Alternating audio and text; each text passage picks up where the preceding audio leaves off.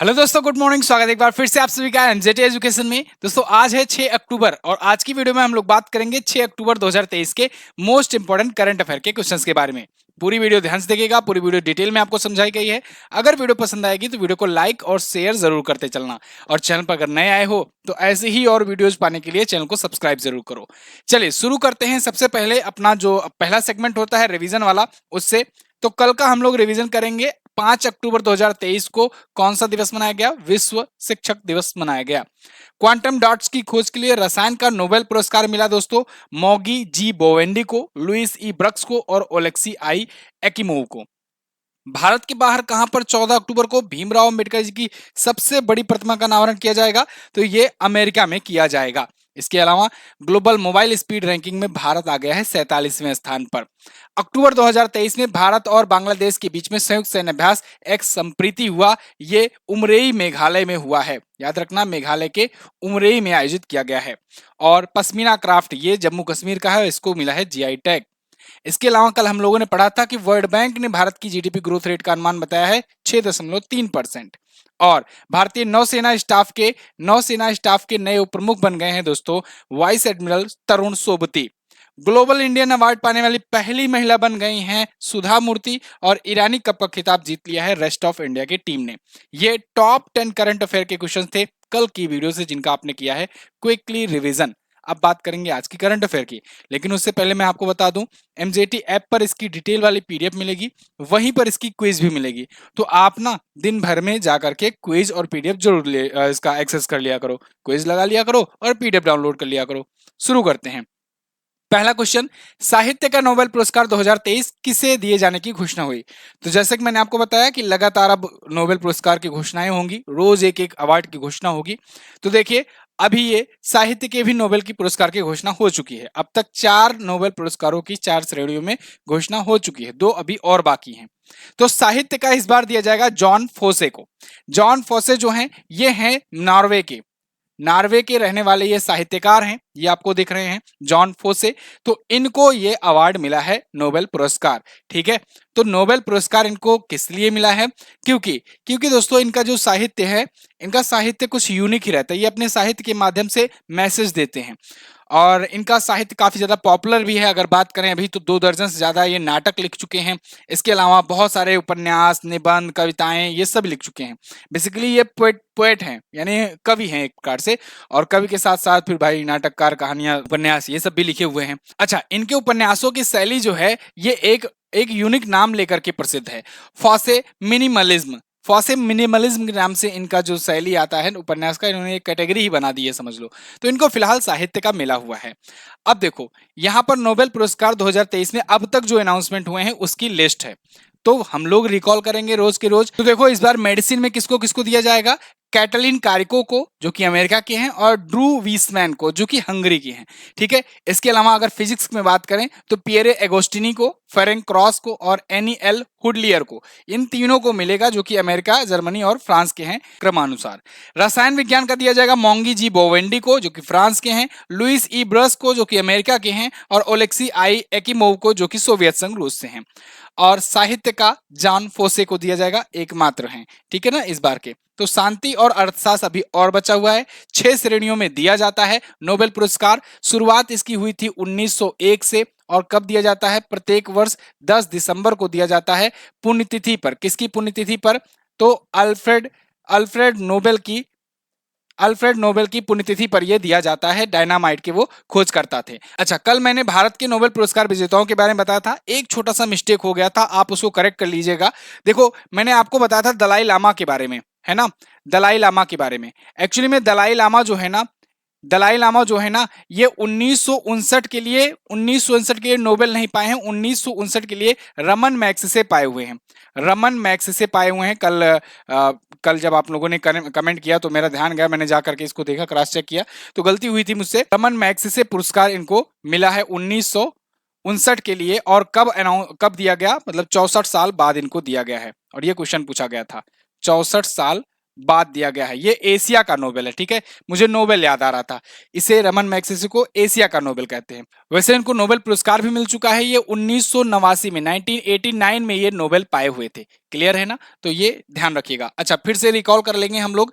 मैंने आपको बताया ब्रिटिश भारतीय में भारत के 2 नागरिकों को मिला था। ब्रिटिश भारतीय 2 नागरिकों को रविन्द्रनाथ टैगोर जी साहित्य में पाए थे 1913 में गीतांजलि के लिए। एशिया के पहले नोबेल विजेता थे और साहित्य के भारत के इकलौते विजेता हैं। चंद्रशेखर वेंकट रमन यानी सीवी रमन ये भौतिकी के लिए पाए थे 1930 में रमन इफेक्ट की खोज के लिए।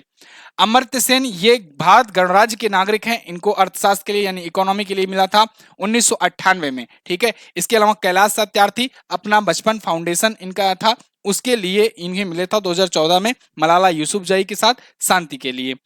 भारतीय मूल के प्रवासी नागरिक की अगर बात करें तो डॉक्टर हरगोविंद खुराना जी को चिकित्सा के लिए मिला था 1968 में, और ये अमेरिका भारतीय मूल के अमेरिकी हैं।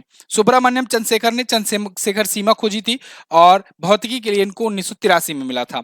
वेंकट रमन रामकृष्णन जी को रसायन विज्ञान के लिए मिला था 2009 में। अभिजीत बनर्जी जी को अर्थशास्त्र के लिए मिला था 2019 में। इतना क्लियर है। अब आगे बढ़ते हैं हम लोग। अगला है, हाल ही में नीरज चोपड़ा ने एशियन गेम्स 2023 में कौन सा पदक जीता? नीरज चोपड़ा ना इंडिया को कभी निराश होने का मौका नहीं देते। नीरज चोपड़ा ने लगातार 2 बार एशियन गेम्स में गोल्ड जीत लिया है। 2018 वाले में भी इन्होंने जीता था गोल्ड और 2023 वाले में भी ये जीत लिए हैं गोल्ड। नीरज चोपड़ा आज के टाइम पर विश्व चैंपियन है और परफेक्ट विश्व चैंपियन है। मतलब विश्व भर में जितनी भी हुई हैं गेम्स सब में ये जीते हुए हैं। विश्व चैंपियनशिप जीत लिए गोल्ड। उसके बाद फिर यहाँ पर देखो ओलंपिक में ये गोल्ड जीते हुए हैं, जीत रखे हैं, तो ओलंपिक चैंपियन भी हैं, एशियन चैंपियन भी हो गए हैं, है ना? तो ये एक प्रकार से परफेक्ट विश्व चैंपियन चल रहे हैं इस टाइम पर। तो 2018 और 2023 में इन्होंने गोल्ड जीता था और अभी 2023 में इन्होंने जीता। अच्छा, एक और इम्पोर्टेंट बात, अच्छी बात तो ये हुई कि भारत ही सिल्वर भी जीता है और गोल्ड भी जीता है, यानी पहला और दूसरा स्थान दोनों भारत का रहा। भारतीय ही थे किशोर कुमार जेना जिन्होंने जीता सिल्वर मेडल और नीरज चोपड़ा ने जीता गोल्ड मेडल सेम इवेंट में। तो नीरज चोपड़ा की अगर बात करें तो 88.88 मीटर थ्रो इन्होंने किया, इस सीजन का इनका बेस्ट रहा। अभी के टाइम पर मैं स्टेटस अगर बताऊं इंडिया के टीम की तो एशियन गेम्स में ना अपने 84 मेडल आ चुके हैं, जिसमें 21 तो गोल्ड हैं और 21 गोल्ड के साथ भारत जो है ये 4th पोजीशन पर मेडल टेबल में है। 84 गोल्ड ऐतिहासिक है। आज तक भारत ने 70 गोल्ड से ज्यादा नहीं जीते थे। 84 गोल्ड अभी तक का हाईएस्ट है ना? तो इस बार तो एक नया रिकॉर्ड बन गया है, इतने मेडल कभी नहीं आए थे। मोस्ट प्रोबेबली ये हो सकता है 100 क्रॉस भी कर जाए, और क्रॉस कर गया तो मजा ही आ जाएगा। अच्छा, नीरज चोपड़ा के बारे में अगर हम लोग बात करें, थोड़ा सा मेडल इनके बारे में भी देख लो, और तो थोड़ा सा और जानकारी ले लो। जैसे जैसे ये इंडियन आर्मी में ना सूबेदार पोस्ट पर है, सूबेदार पद पर है इंडियन आर्मी में। ये खेल रत्न भी पा चुके हैं, जो खेल रत्न का नाम अब बदल करके, पहले राजीव गांधी खेल रत्न था, अब इसका नाम बदल करके मेजर ध्यानचंद खेल रत्न कर दिया गया है। तो ये खेल रत्न पुरस्कार के भी विजेता है। इसके अलावा दोस्तों, इसके अलावा ये ओलंपिक चैंपियन है। ओलंपिक में इन्होंने ओलंपिक में 1 गोल्ड जीत रखा है।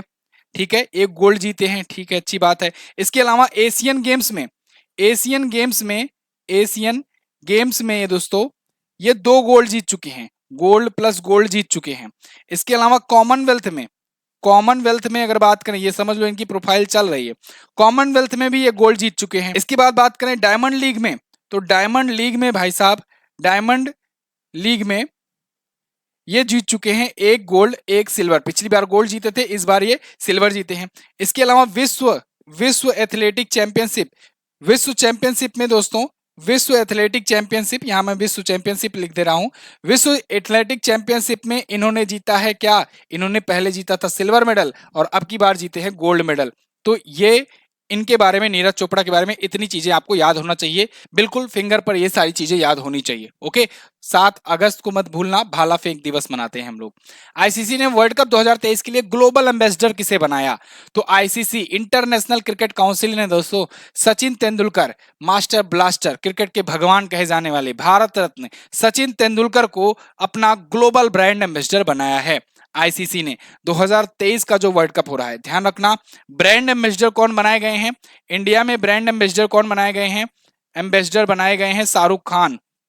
शाहरुख खान, मैंने आपको बताया था ना कुछ दिन पहले, शाहरुख खान, है ना? लेकिन ये ग्लोबल ब्रांड एम्बेसडर हैं, ये पूरे विश्व में रिप्रेजेंट करेंगे। ग्लोबल ब्रांड एम्बेसडर हैं सचिन तेंदुलकर, सचिन रमेश तेंदुलकर। इनके नाम ना आज भी वर्ल्ड कप में जो रिकॉर्ड है कोई तोड़ ही नहीं पाया है। जैसे जैसे सबसे ज्यादा वर्ल्ड कप खेलने का रिकॉर्ड, 6 बार वर्ल्ड कप, ठीक है, तो कुछ ही लोग हैं दुनिया में जो गिने चुने हैं जो खेले हुए हैं। सबसे ज्यादा बार वर्ल्ड कप खेले हैं, इस वजह से सबसे ज्यादा रन बनाने का भी रिकॉर्ड इन्हीं के नाम है, सबसे ज्यादा रन बनाए हुए हैं ये। 1992 में पहला वर्ल्ड कप ये खेले थे और 2011 में जीतने के साथ ही इन्होंने रिटायरमेंट लिया। तो दोस्तों इनके 2000 से ज्यादा रन तो केवल वर्ल्ड कप में है। और तो और एक वर्ल्ड कप जो कि हुआ था दोस्तों 2003 में, कहा गया नहीं लिखेंगे, कोई बात नहीं, 2003 में जो हुआ था उसमें 663 रन ये अकेले मार दिए थे पूरे के पूरे वर्ल्ड कप में, ठीक है। तो एक वर्ल्ड कप में सबसे ज्यादा रन बनाने का भी रिकॉर्ड इन्हीं के नाम है, सचिन तेंदुलकर। इसके अलावा आप जानते हो दुनिया में सबसे ज्यादा रन बनाने का रिकॉर्ड, सबसे ज्यादा सेंचुरी बनाने का रिकॉर्ड, सबसे ज्यादा हाफ सेंचुरी बनाने का रिकॉर्ड, ये सारे रिकॉर्ड इनके नाम पर आज के टाइम पर हैं। हालांकि हाफ सेंचुरी वाला रिकॉर्ड और सेंचुरी वाला रिकॉर्ड ये जल्द ही विराट कोहली लगे हुए हैं, ये पीछे कर देंगे, लेकिन बाकी बहुत सारे रिकॉर्ड इनके नाम हैं। इनको क्रिकेट का भगवान भी कहते हैं और इनको भारत रत्न भी मिला था। कमेंट बॉक्स में मुझे बताइए इनको भारत रत्न किस वर्ष दिया गया था सचिन तेंदुलकर को, ठीक है। चलिए आगे देखते हैं। अच्छा एक चीज और, सचिन तेंदुलकर को ही अगर याद हो आपको तो भारतीय चुनाव आयोग ने इनको 2024 का जो चुनाव है ना उसके लिए भी इनको एम्बेसडर बनाया है, मतलब इनको राष्ट्रीय चुनाव का आइकन बनाया है, जिससे ये लोगों को प्रोत्साहित कर सके कि जाओ भैया वोट दो। ये चीजें हैं। अब आईसीसी के बारे में बात करते हैं। आईसीसी यानी इंटरनेशनल क्रिकेट काउंसिल। दोस्तों क्रिकेट का महाकुंभ शुरू हो चुका है, वर्ल्ड कप शुरू हो चुका है और इंग्लैंड से बदला भी ले लिया न्यूजीलैंड ने, ठीक है, कल। और पहला मैच जो है इंग्लैंड और न्यूजीलैंड के बीच में हुआ। एक चीज और ध्यान रखिएगा बात, जब भी कोई भी टूर्नामेंट होता है ना, पहला मैच डिसाइड किया जाता है कि पहला मैच किसका हो। तो ये देखा जाता है कि पिछली बार जो फाइनल में दोनों टीमें खेली रहती हैं उन्हीं का पहला मैच कराया जाए। तो इसीलिए इस बार पहला मैच किसका कराया गया, न्यूजीलैंड और इंग्लैंड का। इंग्लैंड ने न्यूजीलैंड को हरा करके वर्ल्ड कप जीता था और इस बार जब पहला मैच हुआ तो बदला लिया न्यूजीलैंड ने, न्यूजीलैंड जीत गई पहला मैच। फिलहाल यहाँ पर आईसीसी की बात करें, दुबई में हेडक्वार्टर है, 1909 में स्थापना हुई थी। ग्रेग बार्कले इसके अध्यक्ष हैं और जेफ एलार्डिस इसके सीईओ हैं आईसीसी के। चलिए आगे। अक्टूबर 2023 में आरबीआई ने नया एग्जीक्यूटिव डायरेक्टर किसे अपना बनाया है? तो आरबीआई के नए एग्जीक्यूटिव डायरेक्टर दोस्तों बनाए गए हैं अभी हाल ही में, कौन? मुनीष कपूर। कौन बनाए गए हैं? मुनीष कपूर। यहां पर आपको दिख रहे हैं मुनीष कपूर, बहुत ही टैलेंटेड पर्सनालिटी है, तभी देखो बाल झड़ गए हैं। ये आईएमएफ में भी काम कर चुके हैं। ये जो एमपीसी कमेटी आती है इसमें भी ये काम कर चुके हैं। एमपीसी आप जानते हो ना, मॉनेटरी पॉलिसी कमेटी, अभी बताता हूं इसके बारे में। तो ये फिलहाल अब ये एग्जीक्यूटिव डायरेक्टर होंगे। देखो बोर्ड ऑफ डायरेक्टर्स का एक बोर्ड होता है डायरेक्टर्स का, उसमें कई सारे डायरेक्टर होते हैं, कुछ एग्जीक्यूटिव डायरेक्टर होते हैं, कुछ सारे एमडीज होते हैं। बहुत बड़ी अगर संस्था है तो जैसे आरबीआई वगैरह है ना, इसके 4 एमडी होते हैं। आरबीआई हुआ, एलआईसी हुआ, आप सुनते होंगे, इसके 4 एमडी होते हैं, मैनेजिंग डायरेक्टर्स। तो निदेशक भी बोर्ड ऑफ डायरेक्टर्स, मतलब यही हुआ कि डायरेक्टर्स का बोर्ड, कई सारे डायरेक्टर रहेंगे लेकिन गवर्नर एक रहेगा। तो आरबीआई के जो गवर्नर हैं वो हैं शक्तिकांत दास जी। तो फिलहाल ये एमपीसी के सचिव रह चुके हैं एमपीसी कमेटी में। एमपीसी क्या है इसको मैं समझा देता हूं। देखो मॉनेटरी पॉलिसी कमेटी, जो आप सुनते हो ना, repo rate, bank rate, reverse repo rate, ये सभी एसएलआर, ये सभी जो है ये एमपीसी कमेटी ही डिसाइड करती है, जिससे हमारे देश में महंगाई कितनी बढ़ेगी, कितनी कंट्रोल में करनी है, कैसे करनी है, ये सब यही लोग डिसाइड करते हैं।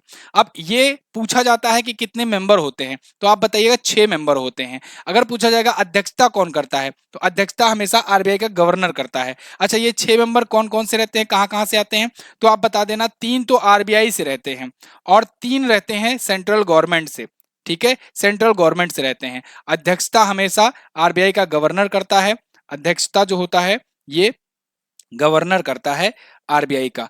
क्लियर, याद रखना। 25वें गवर्नर कौन है? शक्तिकांत दास जी। इनके टाइम पर 2000 की नोट वापस ली जा रही है। और इनसे पहले कौन थे? उर्जित आर पटेल, वो थे 24वें नंबर के गवर्नर, ये 25वें हैं। उनके टाइम पर 500 और 1000 की नोटें वापस ली गई थी, यानी डिमोनेटाइजेशन हुआ था। कब हुआ था? ये हुआ था 8 नवंबर सन 2016 को, ये डेट पूछी जाती है एग्जैक्टली। मुंबई में हेडक्वार्टर है। 1935 को 1 अप्रैल को स्थापना हुई थी आरबीआई की और आगे चलकर 1 जनवरी 1949 को इसको नेशनलाइज कर दिया गया। इसके पहले गवर्नर थे ओसबॉर्न स्मिथ और पहले भारतीय गवर्नर हुए सीडी देशमुख।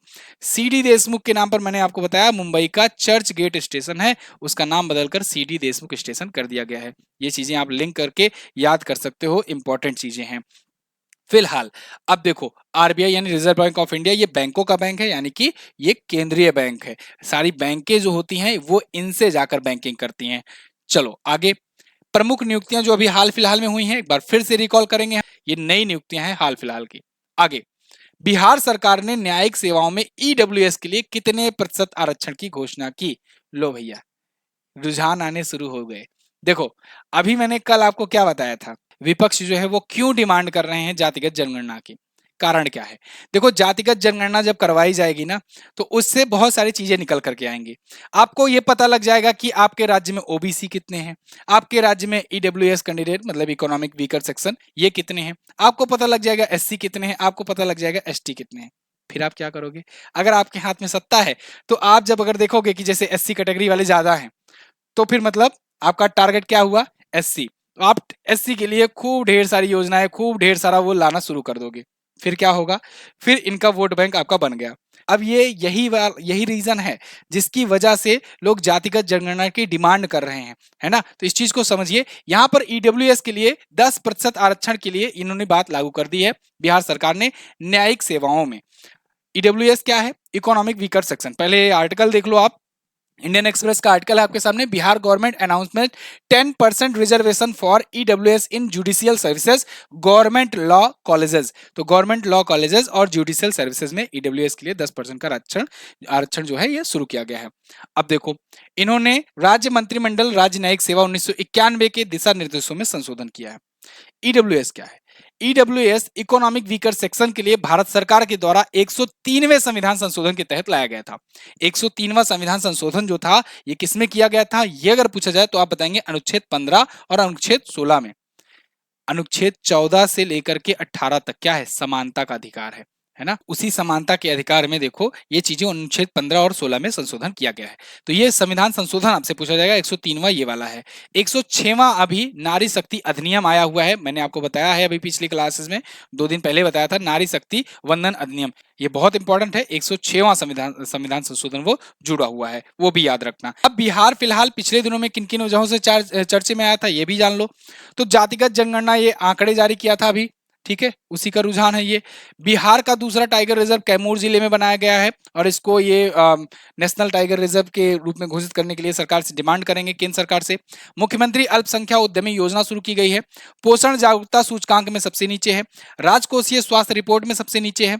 गैंडों के लिए राइनो टास्क फोर्स का गठन किया गया है। इसके अलावा दुनिया का सबसे बड़ा रामायण मंदिर बनाया जाएगा 2025 तक पूर्वी चंपारण जिले में।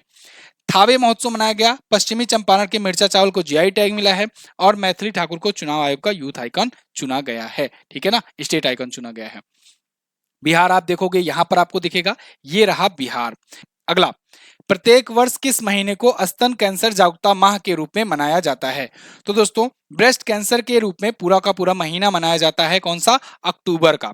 अब देखो, यहां पर सितंबर महीने को मैंने आपको बताया पोषण माह के रूप में ये मनाया जाता है ना, पूरा का पूरा महीना। और ये जो है ये स्तन कैंसर के प्रति जागरूकता फैलाने के लिए, स्तन कैंसर के लिए जागरूकता फैलाने के लिए स्तन कैंसर जागरूकता माह के रूप में ये मनाया जाता है। ये भी आप ध्यान रखिएगा, दोनों ही क्वेश्चन।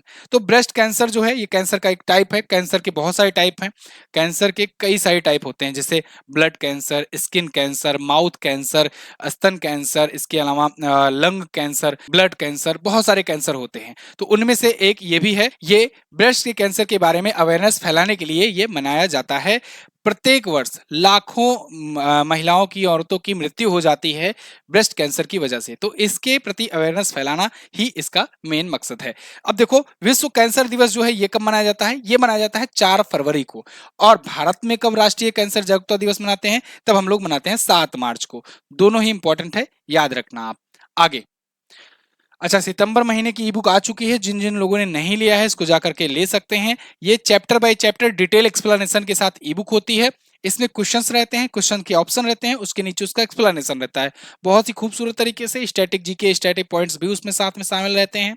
इसके अलावा चैप्टर बाय चैप्टर कैटेगराइज किया गया है और चैप्टर बाय चैप्टर में भी राज्यवार कैटेगराइज किया गया है। जैसे राष्ट्रीय घटनाएं आप पढ़ोगे तो राष्ट्रीय घटनाएं में उत्तर प्रदेश आएगा, तो उत्तर प्रदेश की सारी घटनाएं सबसे पहले, फिर बिहार तो बिहार की सारी घटनाएं, फिर कोई और राज्य जो है तेलंगाना, आंध्र प्रदेश, वो सब ऐसे ऐसे रहेंगे। तो मतलब आपको पढ़ने में आसानी हो जाती है, ठीक। जैसे आप यूपी के एग्जाम को भी टारगेट कर रहे हो तो यूपी के सारे क्वेश्चन आपको एक जगह मिल जाते हैं।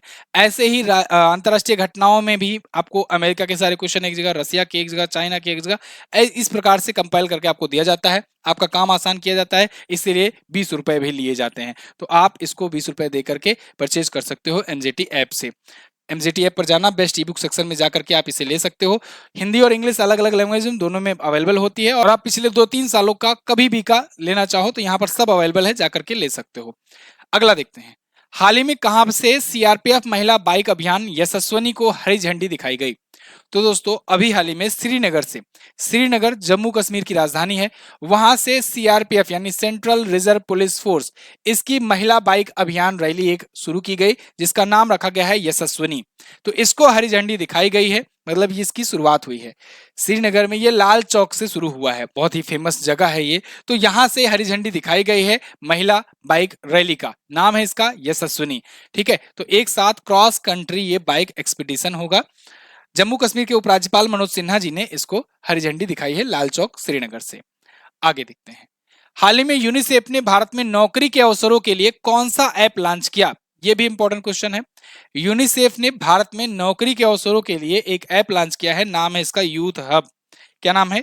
Youth hub. यूनिसेफ में देखिए कुछ इस प्रकार से लॉन्च किया है, यहां पर आपको एक ही चेहरा जाना पहचाना लग रहा होगा, ये आयुष्मान खुराना। ये क्यों यहाँ पर बैठे हैं? क्योंकि ये दोस्तों भारत में एम्बेसडर हैं। यूनिसेफ क्वेश्चन मैंने कवर भी कराया हुआ है कई बार। और पेटा इंडिया की कौन बनाई गई है? सोनाक्षी सिन्हा। ओके, तो यूनिसेफ ने इनको यूथ हब ऐप लॉन्च किया है। तो ये भी थे आयुष्मान खुराना भी, जो कि राष्ट्रीय राजदूत हैं यूनिसेफ के इंडिया में, और साथ ही साथ एक और थी यूनिसेफ की कार्यकारी निदेशक कैथरीन रसेल, जो इसकी अध्यक्ष हैं, मेन महासचिव अध्यक्ष कुछ भी कहो। तो कैथरीन रसेल भी थी, कैथरीन एम रसेल ये भी थी, दोनों ने लॉन्च किया। ये ऐप क्या करेगा? ये ऐप भारत में युवाओं को, विशेष करके लड़कियों को जॉब दिलाने में मदद करेगा उनकी स्किल के अनुसार। लेकिन ध्यान रहे, ये जॉब कैसी होगी? ये जॉब डिजिटल बेस्ड होगी, मतलब जैसे आप डिजिटली काम करो, कभी कभी वर्क फ्रॉम होम, या फिर आप जाकर के बाहर किसी ऑफिस में भी काम करो, लेकिन वो डिजिटल वर्क से होगा, कोई ऐसा फिजिकल वर्क नहीं होगा उसमें। यूनिसेफ की अगर बात करें तो यूनाइटेड नेशन का इंटरनेशनल चिल्ड्रंस इमरजेंसी फंड ही है। ठीक है, United Nation International Children's Emergency Fund, इसकी स्थापना 1946 में की गई थी, और इसका हेडक्वार्टर न्यूयॉर्क में है। मैंने आपको एक बार बताया भी था कि जितने भी पैसे से और पावर से रिलेटेड संगठन होता है, अमेरिका उसको अपने पास रखा हुआ है। जैसे जैसे यूएनओ, संयुक्त राष्ट्र संघ सबसे बड़ा मेन, तो उसका हेडक्वार्टर न्यूयॉर्क में है। जैसे वर्ल्ड बैंक, पैसा की बात हुई तो ये इसका हेडक्वार्टर वाशिंगटन डीसी में है। जैसे कि आईएमएफ, पैसे की बात हुई, इसका हेडक्वार्टर कहां पर है? अमेरिका में है। यूनिसेफ, ये भी देखो चिल्ड्रंस इमरजेंसी फंड, ये लोग भी फंड रखते हैं, तो ये फंड आ गया, ये भी पैसे की बात आ गई, इसका हेडक्वार्टर कहां होगा? अमेरिका में होगा। क्लियर? तो इसके अध्यक्ष फिलहाल कैथरीन एम रसेल है। आगे बढ़ते हैं, किस कंपनी को अनुसूची बी से हटकर अनुसूची ए में अपग्रेड किया गया? तो अभी हाल ही में दोस्तों, अभी हाल ही में इरेडा को, इरेडा मतलब होता है भारतीय नवीनीकरण ऊर्जा विकास एजेंसी लिमिटेड, इरेडा, तो इसको अभी कैटेगरी बी से ऊपर प्रमोट कर कैटेगरी ए में किया गया है। ये कौन सी कैटेगरी है? ये कैटेगरी है मिनी रत्न की, मिनी रत्न की। अगर आप इस चैनल के रेगुलर व्यूअर होगे तो आपको कई बार चर्चाओं में मैंने बताया हुआ है कि भारत में सार्वजनिक क्षेत्र की जो पीएसयूज होती हैं, पब्लिक सेक्टर की जो अंडरटेकिंग्स होती हैं, उसमें जो बड़ी बड़ी होती है उनको 4 टाइप से कैटेगराइज किया जाता है। जैसे जो सबसे बड़ी बड़ी पीएसयूज होंगी वो होंगी महारत्न कंपनी में, कैटेगरी में।